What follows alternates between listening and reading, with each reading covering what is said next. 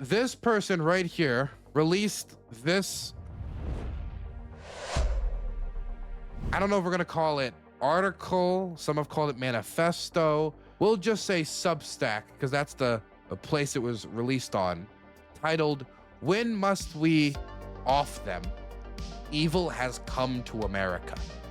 It was released 2 days ago on April 16th, and he's, a Twitter thought leader, as in, he's somebody studying like political stuff and in college and spreading the hot takes on the internet.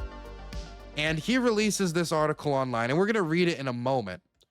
But it caused enough of a stir that agents went to his home. The Secret Service came by, and we had a lovely chat. Discussion touched on many points with an amicable resolution of differences. Conduct is fully legal. Pixar didn't happen, and then he posts the gayest, twinkiest confrontation with the Secret Service I've ever seen in my life. And that's not an insult, by the way. I wish I could pull off this stance while talking to Secret Service agents. Anyway, so Secret Service at his home, causing quite a dialogue. What is this all about? Well, let's read his header before we go through the article that's caused so much of a stir. And some are saying that this is a call to violence. Others saying, well, it's a call to defend the Republic. I haven't read it yet because I've avoided it. Not purposely, but I've just been busy with the other news about, the negotiations possibly falling apart and stuff on Crimea. Let me read. The ultimate source of political power is and will always be violence. If the present administration should continue on its course, there is no choice but war. I say this out of sorrow. When must we kill them? I don't like this framing. I don't like opening like this. Look, there is an implicit, unstated equation of violence where if you violate the people's rights, the people have a right to react in defense of their rights. But it goes unstated, and it should only be stated in the moments where it's either that or no other consequence. And I understand that with the recent court decisions that have been ignored, that tensions are high, but there are still tools at the disposal of the courts with U.S. Marshals and with them launching investigations into the ignorance of court orders. That while we should talk about what to do if the Trump continues to ignore the courts, but saying this makes it seem like this is the only way that this pathway will end. Like there can't be any other barrier where we can stop them, when we must look for every single speed bump before you resort to violence in defense of the Republic. Because once you resort to that violence, let me tell you, it is not liberals or lefty liberals or even centrists that hold the majority of firearms in this country. Push goes to shove. Even though that's not necessarily what's going to determine a civil war, it could be where the power centers stay in that conflict. Either way, though, it should be avoided if you can, with an acknowledgement that if worse comes to worse and there's no other alternative. Oh gosh, he's leading with an edit now. Didn't that get quite the reception? The response has been far greater than I anticipated. I am certainly impressed by the inventiveness and facility of my interlocutors. I wish to make a few points clear. Violence is a last resort, not a first. It must come after exhaustion of all possible remedy. This is the type of stuff that you should have kind of led with, buddy, and not just lead in the edit afterwards. It is not, moreover, appropriate for decisions which are merely unwise or disastrous. It is to be employed only in defense of our Constitution and of our democracy. If it is resorted to, it must be narrowly targeted and aimed only at expatriating those who have power and are unjustly resisting giving it up. Well, if he said it this way, I doubt he would have gotten the reaction he got. Evil has come to America. The present administration is engaged in barbarism. It has arbitrarily imprisoned its opponents, revoked the visas of thousands of students, imposed taxes upon us without our consent, and seeks to... that is true. The tariffs without congressional oversight, by citing national security powers and crisis powers that no longer have the check placed upon them due to the fact that, congressional veto was taken away in the 1983 decision. I mean, it is imposing taxes without congressional consent, without the people's consent, and seeks to destroy the institutions which opposes it. Its leaders have threatened those who produce unfavorable coverage and suggest that their licenses be revoked. He's talking about the broadcasting license for major media corporations. It has deprived us in many cases of trial by jury. It has subjected us to jurisdiction foreign to our Constitution and has transported us beyond seas to be imprisoned for pretended offenses. It has scorned the orders of our courts and threatened to alter fundamentally our forms of government. It has pardoned its thugs and extorted the lawyers who defended its opponents. If these actions become normal, the government could arrest anyone and deport them to a prison in a foreign land without hope of redress for no reason. It is nothing less than the total abdication of rule of law in this country. There is no guard or protection against it. If this theory prevails, then it is the end of America as a free nation. Now, to deport an undocumented citizen and then lose them in the system between the United States and Venezuela, El Salvador purposefully, and then excuse yourself as it's outside of your power to return them. That specific court decision being decided one way or the other way isn't necessarily the end, but it's another step forward in a long line that could end with American citizens deported to foreign prisons without due process. And then, hey, by the time you've discovered anything, they're already gone. Whoopsie doopsie. I do not wish for this essay to be a mere catalog of outrages. The conduct of the present administration is as well known to you as it is to myself and can be understood by any sensible person. On it, no further comment is ventured. What remains for us to decide is when we fight. If the present administration wills it, it could sweep away the courts. It could sweep away democracy. I mean, that's what do you mean? If the current administration wills it, it can sweep away the courts. How does it sweep away the courts? None of its emergency powers that it's been using to institute, for example, the tariffs, which again does avoid the power of the purse of Congress, does avoid their congressional oversight, but that isn't the same as sweeping away the courts. The fact that they're trying to hold people in contempt of court in relation to the mass deportation case where the plane went ahead after being told not to indicates the court still has leverage. It could sweep away democracy. While it is attempted to overturn the results of a democracy, it failed last time when they held the institutions of power. Now, there are different people in those positions, people who might be willing to listen more to the idea of challenging an election result, but we've also put more protections in place since then. Specifically when it comes to the fake electors ploy. That plot could probably not work again due to protections that have been put in place by Congress, including Republicans who saw the danger of it. They still, ended up supporting the guy who was the danger that they had to protect against, but still. And it could sweep away freedom. Protest is useful only insofar as it can affect action. Our words might sway the hearts of men, but not of beasts. If the present administration chooses this course, then the questions of the day can be settled not with legislation, but with blood and iron. Really going with the old form, blood and iron, the republic must be defended. Really going for blood and iron, really? Trying to go for those cold lines. That's a pretty open, look, if they choose the course to the Constitution, then we must defend the Constitution with blood and iron. This is the thing. If he integrated that starting edit into this, and he would have made clear that only when there is only no point of return for protection of the Constitution, then you must water the tree, so to speak, then I don't know how much of a problem I would have had. But leading with the blood and iron and then editing in, oh wait, just a reminder, try everything else first, kind of skips the most important asterisk of your life, especially when you're talking on a platform like X, where not everybody who's consuming the content on there is exactly socially or mentally well. In short, we must decide when we must kill. Jeez, okay. None of us wish for war, but if the present administration wishes to destroy the nation, I would accept war rather than see it perish. I hope that you would choose the same. Again, the court cases are ongoing. The indictments for ignoring the court and the investigations that are going on, these are ongoing. The international attention that Chris Van Hollen derived towards the case of the deported Maryland father. That is something that got a meeting. That hasn't necessarily gotten him home, but it got a meeting to prove his life, and has brought attention to the issue.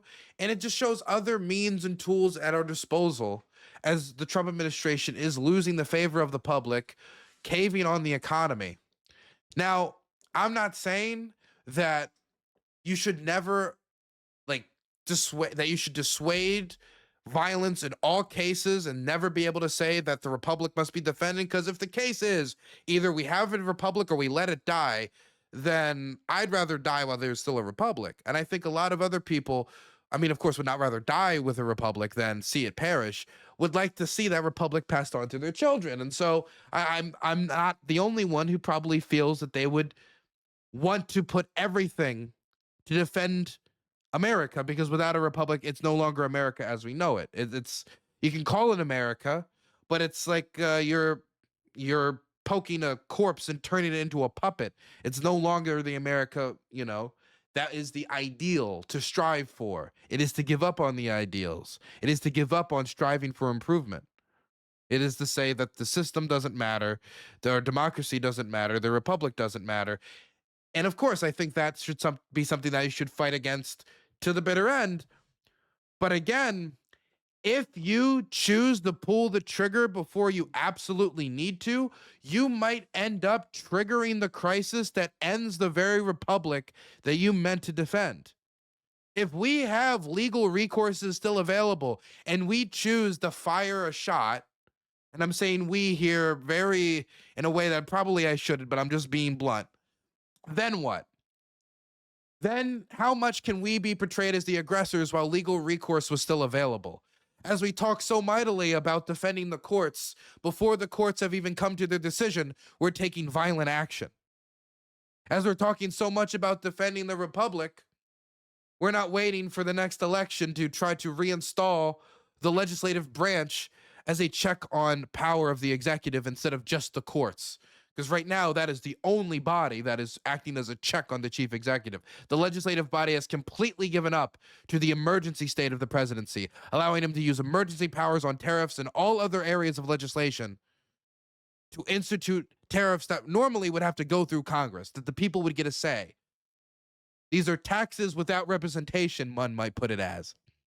To not make explicit that these avenues must be exhausted to their fullest in the opening line before you start dropping like cold lines like blood and iron.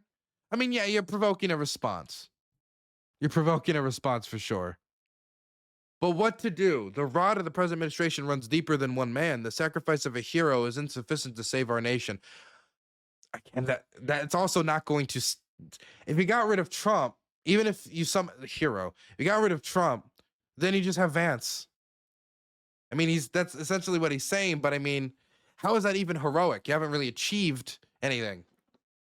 And a gust of wind on a summer day would not have saved us. For let us make no mistake, the problem is not one man, but a whole class of people. If one head is cut off, another would take its place. Violence only makes sense as part of a coordinated strategy. This is why protests are important, not as a way of changing the present administration action, but as a way of coordinating a group. There may come a time when we shall have no guarantee of freedom, but the one which we make for ourselves. If it comes, I tell you that there is no greater honor than he who lays down his... Oh my fucking... Fuck off. Okay, I get that you're now like and I said this before, jihadis for freedom, jihadis for democracy, whatever. But no greater honor than he who lays down his life for his friends. Until then, we must wait. Look, there's a greater honor living to raise your kids, winning and living to raise your children. I talking about the honor. Romantic death is not very romantic when you see it. There's no greater honor than... It doesn't look very honorable when somebody dies, when the muscles go limp, and it's not an honorable image. It's not a good image. I don't think we need the romanticization of the violence. Honestly, I think that's probably the thing that's gotten the most vitriolic reaction to this. I can understand the speaking in flowery language if the time was nigh and and then you say like blood and iron if it was like, okay, guys, we have to go defend Gettysburg, Here we go again. But when you're using that type of flowery language and then talking about like the glory of the martyr, while these other avenues are still available, I don't think it's gonna rub off well. It'd be one thing if this was just a interesting thought experiment in the right of a people to violently revolt against their government once the social contract had been thoroughly extinguished. But that's not what it reads like. It reads like a romanticized call for violence in the near future, which is only slightly reeled in by his edit at the start. And when is that time? Your threshold may differ from mine, but you must have one. If the present administration should cancel elections, if it shouldn't get, well, I mean, that's honestly not a crazy threshold. Cancel elections with no clear path to new ones. If it should engage in fraud in the electoral process, if it should suppress the speech of its opponents, suppress speech is kind of vague because you could say that the lawsuit against the pollsters who polled them bad is suppression of speech. It is suppression of speech. It's intimidation of speech. And jail its political adversaries. If it ignores the will of Congress, it should directly spurn the orders of the court. All these are reasons for revolution. It may be best to stave off. It is. What do you mean may, dude? Chill. And wait for elections to throw out this scourge. But if it should threaten the ability to remove it, we shall have no choice. We will have to do the right thing. We'll have to prepare ourselves to die. Shut up. I'm sorry. It's one thing to say prepare to fight, but this is the talk of somebody who was romanticized death. I'm sorry, I don't like shit like that. I never have. And sometimes I read it in reference to the Ukraine war and I don't like it. And I read it in reference to other things I don't like it. Like we have to prepare ourselves to die. No, you prepare yourselves to fight. You prepare yourselves to struggle. Because the reason why people go to war is because they want something. They want something for their kids. They want something for themselves. They want freedom. They want a home that's safe. They want a future for their children. They want civil liberties. And if you just tell them you're going to go fight for all these broad ideas, but get ready, guys, to die. No, I hate to bring out the old classic kind of Americana patent quote, but the point of war is not to go out and die for your country. The point of war is to go out and make that other poor bastard die for his country, and then you can enjoy the spoils of victory, be them freedom or otherwise. Because if you're dead, then who is there to carry the torch of freedom? Who is there to enjoy the liberties? There's no liberty when you're dead because there's nobody to enjoy it. Liberty matters not if there's no one to enjoy it. It's just not, these are not the words that I think inspire action. These are the type of words that inspire neats, you know? These are the types of words that inspire people to play some scary music as they figure out IEDs and duct tape with their chest. You get what I'm saying? I think you have a much more durable, appealing, broad spread movement where you're talking about fighting for the future of people's kids and not for their child to throw a rose on over your grave saying, oh, how your death was so romantic.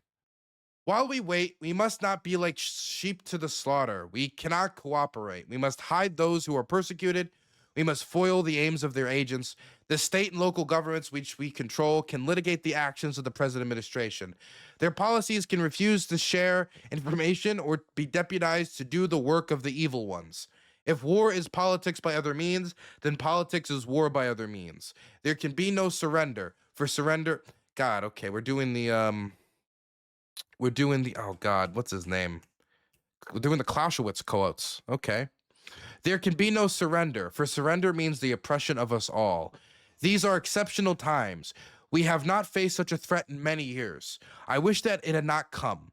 It is the sorrow of the world that these times have come, and it is we who shall have to bring woe onto those whom it came. The future is not certain. It may be that the present administration should flinch and turn back in the face of lighter action.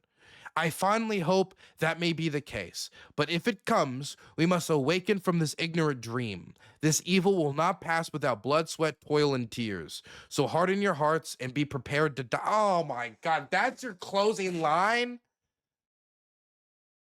Hell, I would even say we must, and I already don't like that. you start with "we must off them" and end with "we must die," there is not a less appealing message than, hey guys, let's go end people's lives and then end our own. That is not an appealing message, okay? That's not an appealing message. You know, when the founding fathers were writing like their stuff about revolution, they were not like, we must be prepared to be. I mean, like, look, I understand like political leaders talking about, I'm prepared to make these sacrifices. But when you're making these messages that are supposed to appeal to the large swath of people, what you should be, if you really were to do this type of message, is you need to appeal to the moment, and you need to appeal to the idea that if the moment is not seized, then you will not be able to seize a moment for your families for the future.